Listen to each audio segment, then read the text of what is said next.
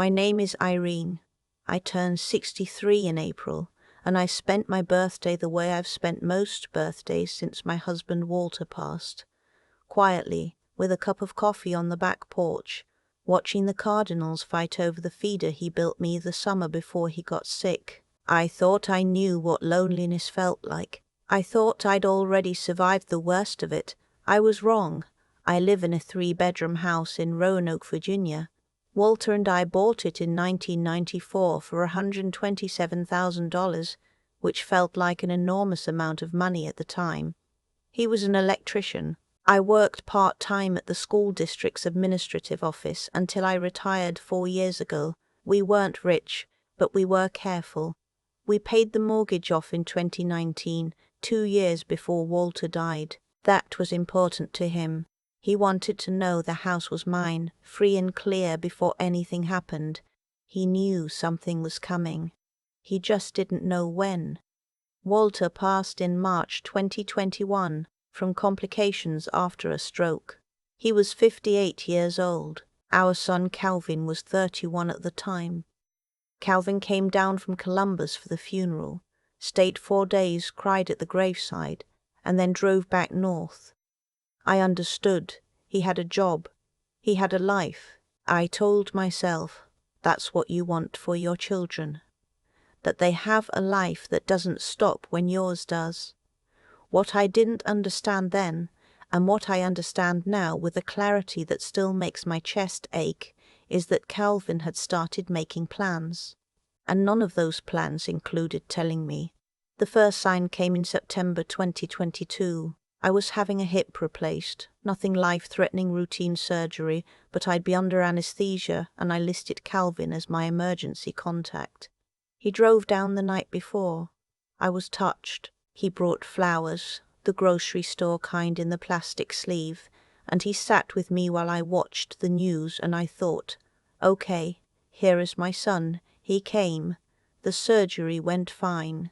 I woke up groggy, with a nurse adjusting something on my IV line and the television on mute. A game show with bright colors I couldn't follow. Calvin was in the corner chair. He had a folder with him. I remember thinking at first that it was something from the hospital. Discharge paperwork, maybe, or insurance forms. He pulled his chair close to the bed and set the folder on the edge of my mattress and said, "Mom, while you're here and everything's already done, I thought we should get some paperwork squared away, just in case."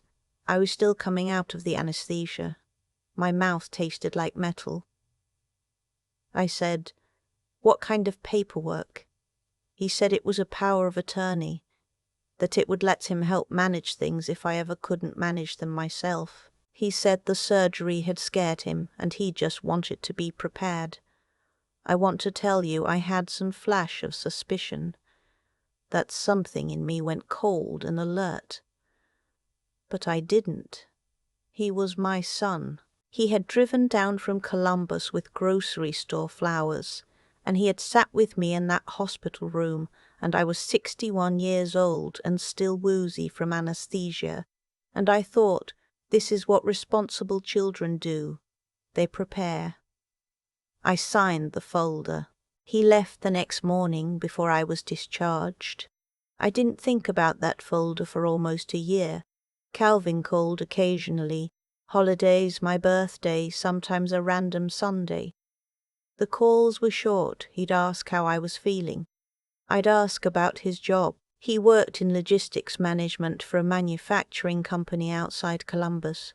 I never fully understood what he did, but he seemed to do it well. He had an apartment. He had friends I'd never met. He had a girlfriend named, and this is important, Felicia. I didn't know about Felicia until February of this year. Calvin called on a Tuesday evening, which was unusual. He almost never called on weekdays. I was making soup when the phone rang, and I turned the burner down and sat at the kitchen table and said hello. He said, "Mom, I have some news." "I'm getting married," I said, "Calvin." I put my hand flat on the table. "That's wonderful. Who is she?" He said her name was Felicia. that they'd been together 2 years, that the wedding was in June, about 4 months away. I asked why I was only hearing about her now, and he said they'd wanted to be sure before they introduced her to family.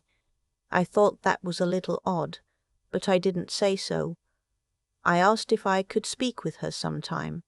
He said of course. Then he said of course. Then he said, we've been looking at venues. Felicia has a big family. We're expecting around 200 guests. 200? I said that sounded like a beautiful wedding. I asked if there was anything I could do to help. He said, actually, that's kind of why I'm calling. The wedding, Calvin explained, was going to cost somewhere in the range of $45,000. Felicia's parents were contributing $20,000. Calvin had saved up $8,000. There was a gap, he said, and he'd been thinking, since I had the house, and since he was eventually going to inherit it anyway, maybe we could talk about me contributing something significant to cover the rest. I want to be honest with you. My first feeling wasn't anger. It was something smaller and sadder than anger. It was the feeling of being needed, and the recognition that the need was only financial. I said I would think about it. I lay awake that night running numbers in my head. I had my retirement savings, a 403B from the school district, plus a small IRA Walter had left me, plus about $34,000 in a regular savings account at First Community Bank, which I'd been building up slowly for emergencies. The house was paid off. My Social Security came to $650 a month. I wasn't flush, but I was stable. I could afford to give Calvin some money. Maybe 10,000, maybe 12, not 17. I called him back the next day and told him I could contribute $10,000. I said I was happy to help, but that was what I could responsibly offer. He said okay. He didn't sound happy, but he said okay. I thought that was the end of it. It was not the end of it. On March 8th, I got an alert on my phone from First Community Bank. I have alerts set up for any transaction over $500. Walter taught me that years ago. Said it was just good hygiene. The alert said, withdrawal, $34,200. I read it twice. Then I called the bank. The woman I spoke to was patient and professional. She explained that earlier that morning, someone with power of attorney authorization had walked into the Roanoke branch on Williamson Road and withdrawn the full balance of my savings account. She asked if I had authorized the transaction. I said no. She said she was very sorry. She said she would escalate it immediately. I sat in my kitchen for a long time after I hung up. The soup from the night before was still on the stove. I hadn't put it away properly, and I remember thinking, in this very strange, detached way, that it had probably gone bad overnight. Then I called Calvin. He answered on the third ring.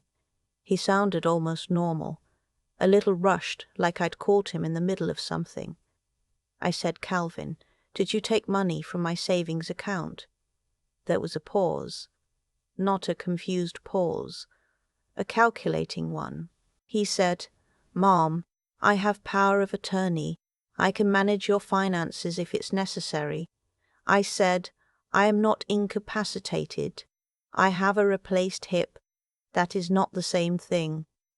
He said, we needed to cover the venue deposit.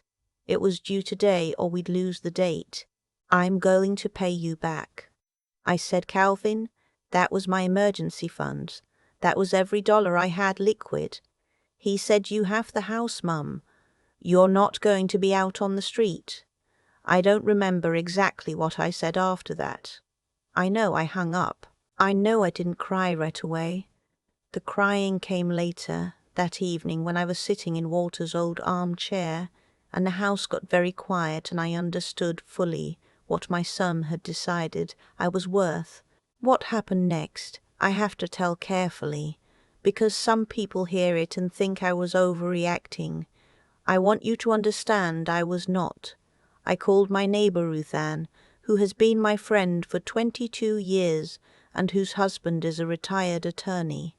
His name is Gerald. Gerald came over that same afternoon, sat at my kitchen table with his reading glasses on, and looked at the power of attorney Calvin had brought to my hospital room. Gerald said, "Irene, this document is valid. He acted within its scope technically. But," and here he looks up at me over his glasses, "what he did may still constitute financial exploitation of a vulnerable adult, depending on how the statute applies, and there are other angles." He asked me if my name was on the deed to the house alone. I said yes. Walter had made sure of that before he died. The house had been in both our names, and when he passed it transferred fully to me. Calvin had no claim on it, no claim at all. Gerald said, "Good. Make sure no one touches that deed." I called First Community Bank again the next morning and spoke to their fraud department. I revoked the power of attorney in writing, had it notarized at the UPS store on Melrose Avenue, and sent certified copies to the bank to an attorney Gerald recommended named Susan Whitfield, and to the Roanoke City Police non-emergency line. Susan told me that in Virginia, financial exploitation of an elderly or incapacitated adult is a felony if the amount exceeds $1,000. She said my case was strong. She said we should document everything. I documented everything. I want to pause here and tell you something I haven't told many people. In the weeks after I found out what Calvin had done, I didn't feel righteous. I didn't feel vindicated. I felt like someone had taken something out of the center of me and replaced it with a hollow space. I'm his mother. I changed his diapers. I drove him to baseball practice for 6 years, even though I hate baseball, and I sat in aluminum bleachers in the Virginia heat and cheered for every single pop fly he ever hit. I took a second job one summer when he was in high school, so he could go on the band trip to Washington, D.C. I sat in Walter's chair, and I thought about all of that, and then I thought about a woman in a bank on Williamson Road handing my son $34,000 of my money while I was home making soup, and I had to decide what kind of woman I was going to be about it. I decided I was going to be the kind of woman Walter married. By mid-April, Susan had filed a civil complaint. The Roanoke City Police had opened an investigation.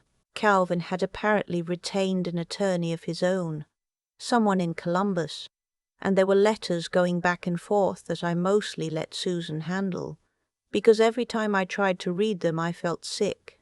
Calvin did not call me. I did not call Calvin, but Felicia called me. This was a Tuesday in late April. I didn't recognize the number. I answered anyway because I always answer. You never know when it's a doctor's office or a neighbor or something important. She said, "Mrs. Hargrove, this is Felicia, Calvin's fiancée." I said hello. I kept my voice even. She said she wanted to explain things from her side. She said Calvin had told her that the money situation was more complicated than it looked, that there had been a miscommunication, that I had verbally agreed to contribute more than $10,000 and then changed my mind. She said she was sorry if things had gotten out of hand. I said, "Felicia, I was never asked. I was taken from. Those are different things." There was a long silence. Then she said, her voice changing, getting smaller, less rehearsed, that she hadn't known he was going to do it that way, that she had thought the money was coming from a loan Calvin had arranged, that she had found out the truth only when the police contacted Calvin. I didn't know whether to believe her. I said, "Did you know he had power of attorney over my accounts?" She said she knew he had a document. She said she didn't understand what it meant. I said, "I hope that's true, Felicia, for your sake more than mine." The wedding did not happen in June. By May, Calvin had been formally charged with 1 count of financial exploitation of an elderly person under Virginia Code Section 18.2, 179.11. The charge was a Class 5 felony. Susan explained that if convicted, he could face 1 to 10 years, though first-time offenders with cooperation agreements often receive lesser sentences. Felicia ended the engagement in May. I found this out not from Calvin, but from Ruth Ann, who found it on social media. Calvin had apparently taken down his profile entirely.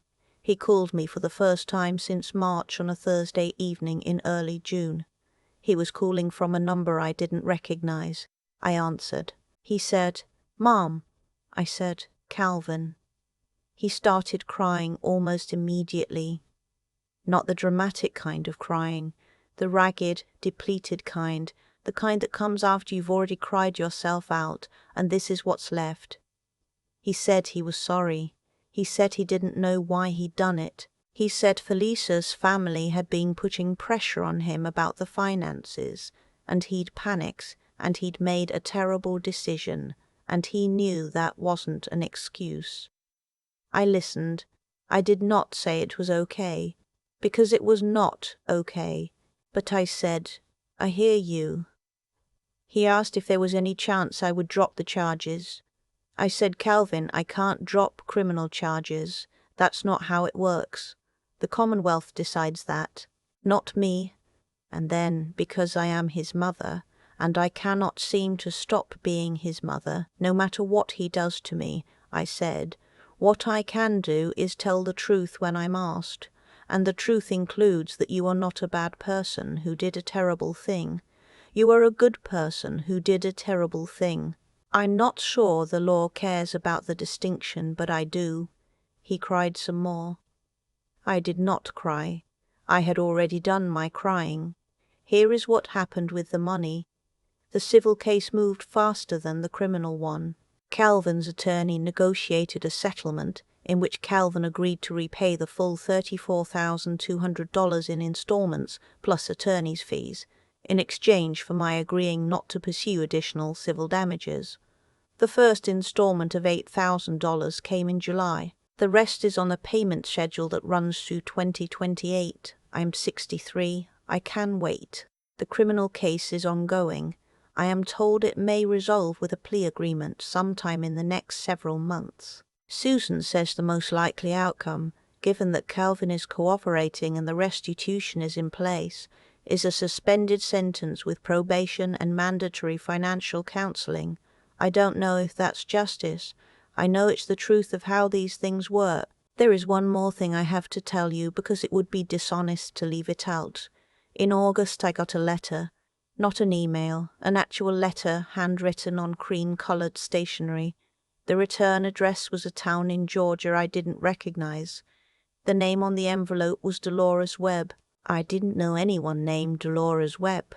I opened the letter. She wrote that she had seen my name in a news summary.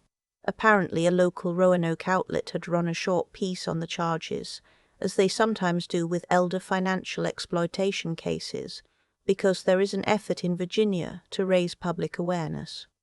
She wrote that she was Felicia's mother, that she had raised Felicia alone after her husband walked out when Felicia was 7, that she wanted me to know she was horrified by what had happened, that she had liked Calvin when she met him and had believed he was a good man, and that if she had known for 1 second what he was planning to do, she would have stopped the wedding herself. She wrote, "I know you don't owe me anything. I know this letter may mean nothing to you. I just couldn't live with myself if I didn't write it." I read that letter 4 times. I set it on Walter's old roll-top desk in the study, the one place in the house I've never changed, and I looked at it for a while. Then I wrote back. I said I appreciated her writing. I said I believed her when she said she didn't know. I said that Felicia was not responsible for Calvin's choices, and I hoped Felicia was doing all right. I said I was doing all right myself. I meant it mostly. The house is still mine. I had new locks put on in April, which probably wasn't strictly necessary but made me feel better. The Cardinals still fight over the feeder on the back porch. I still have my coffee out there in the mornings when the weather allows it. I think about Walter a lot. I think about how careful he was, how he made sure the house was in my name, how he taught me to set up transaction alerts, how he said once very quietly toward the end, Irene, don't let anybody make you feel like you owe them your security. Not anybody. I used to think he meant creditors, medical billing departments. I understand now he meant something wider than that. People ask me sometimes if I regret signing that power of attorney in the hospital room. Of course I do. But I also know that I signed it because I trusted my son, and trusting your child is not a mistake. What happened afterward? That was his mistake, not mine. I have spent too many years watching women my age accept blame for the choices of the people they loved, and I am done with that particular habit. I am 63 years old. My hip works fine. My savings are coming back slowly in installments. My son is somewhere in Ohio learning, I hope, what it means to be the person his father would have recognized, and I am still here, still standing, still watching the Cardinals. Walter would say that's enough. I'm starting to think he'd be right. I've been sitting with this story for months now, trying to figure out what it actually means. Not the legal part. Susan handled that. Not the financial part. The installments are coming in on schedule. I mean the part underneath all of it. The part that keeps me up sometimes at 3 in the morning when the house is quiet and I can hear the wind moving through the oak tree Walter planted the year we moved in. Here's what I've come to. The choices we make in our worst moments don't cancel out who we are, but they do reveal what we've been building inside ourselves, quietly for years. Calvin didn't become someone who would steal from his mother in one day. That happened slowly, in small decisions he made over a long time. Every time he chose comfort over honesty. Every time he told himself he deserved something he hadn't earned. And I think, if I'm being honest with myself, there were moments I saw it and looked away because looking directly at it was too painful. That's the part I have to own. Not the theft, that was his, but the looking away, that was mine. What I know about integrity now, at 63, is that it's not a feeling. It's not something you have on your good days. It's what you do when you're sitting in a hospital bed with metal taste in your mouth, and your son is holding a folder and part of you already knows something is wrong, and you sign anyway because you love him and you want to believe. That's not stupidity. That's the cost of love. But wisdom, real wisdom, is learning to hold love and clear-eyed judgment in the same hand at the same time. I'm still working on that. And the resilience part. People keep using that word around me, like I did something extraordinary by not falling apart. I don't think that's right. I think I just made a series of small decisions. Call the bank, call Gerald, call Susan, get the notary, document everything, and each small decision made the next one possible. That's all resilience ever is. It's not some big dramatic thing. It's just not stopping. What I want, if anyone is listening to this and going through something similar, whether it's a son or a daughter or a spouse or a sibling, is for you to understand that protecting yourself is not a betrayal of the people you love. I struggled with that. I felt like filing that complaint was me giving up on Calvin.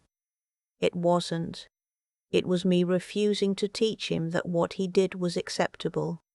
Sometimes the most honest thing you can do for someone you love is to let the consequences find them. Dolores Webb understood that. She raised Felicia alone for years, and when she found out what Calvin had done, she sat down and wrote a letter to the woman her daughter had almost wronged by association. That took something. That took a kind of moral courage that doesn't get talked about enough. The willingness to step toward accountability, even when you didn't cause the harm. I think about Walter's voice sometimes, the way it sounded when he was being most serious about something. He'd get very quiet. He'd say, "Irene is just my name," and I'd know to listen. I'm listening now.